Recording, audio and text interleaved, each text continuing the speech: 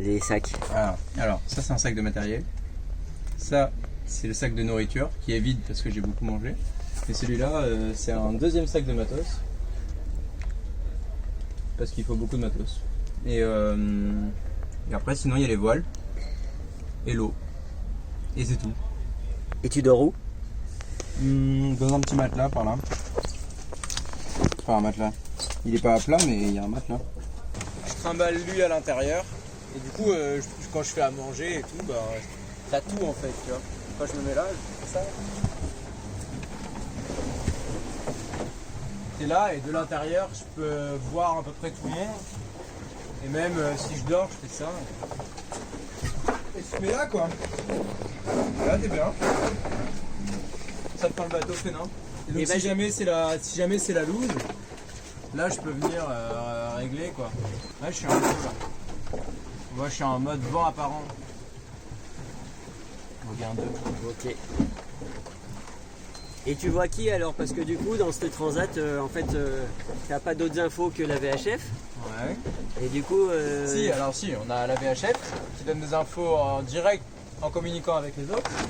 Mais on a aussi la BLU, c'est une petite radio comme les radios qu'on peut acheter chez soi, une radio à ceci près que ça capte des ondes un peu différentes, dit des ondes longue distance ou longue fréquence, et qui se captent beaucoup mieux en mer que les ondes FM qu'on va avoir sur des radios classiques dans la voiture, quoi.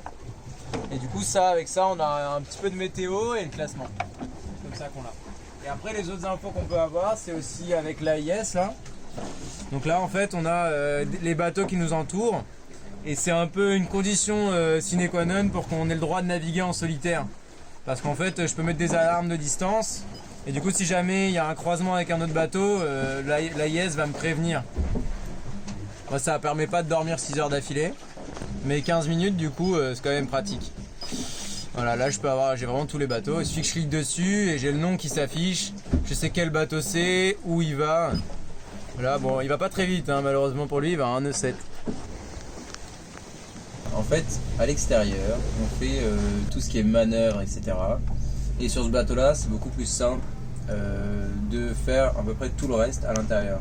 C'est-à-dire se changer, faire à manger, ou simplement pour se reposer, ou encore pour regarder la carto, par exemple. Ce qui est quand même assez important et où on passe quand même un petit moment à faire.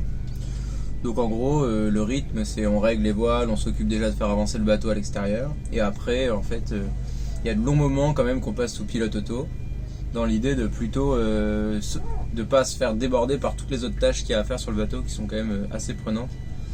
Et du coup, on fait tout à l'intérieur. Donc comme on peut s'asseoir juste à l'arrière là-bas, c'est assez bien fait. Et du coup, j'amène toutes les affaires dont j'ai besoin juste à cet endroit-là.